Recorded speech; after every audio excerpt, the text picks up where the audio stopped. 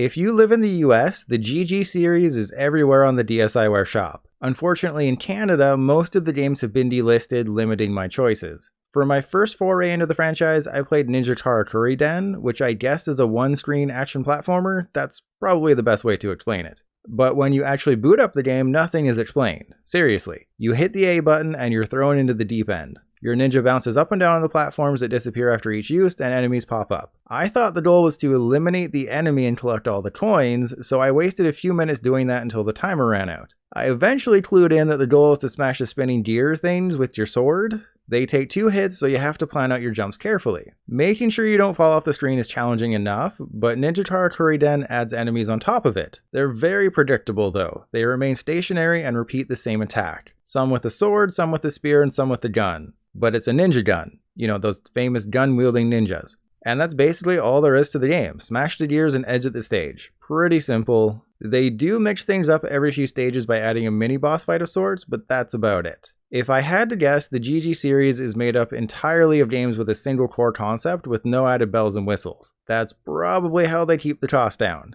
The top screen is literally useless, save for keeping track of your score and, for some reason, the time. That's not always a bad thing though. The single screen concept, not the time thing. Whenever I look at a clock, I know that's another second I've wasted. Clocks are evil, never forget that. Anyways, Ninja Karakuri Den has what? You guessed it, polish.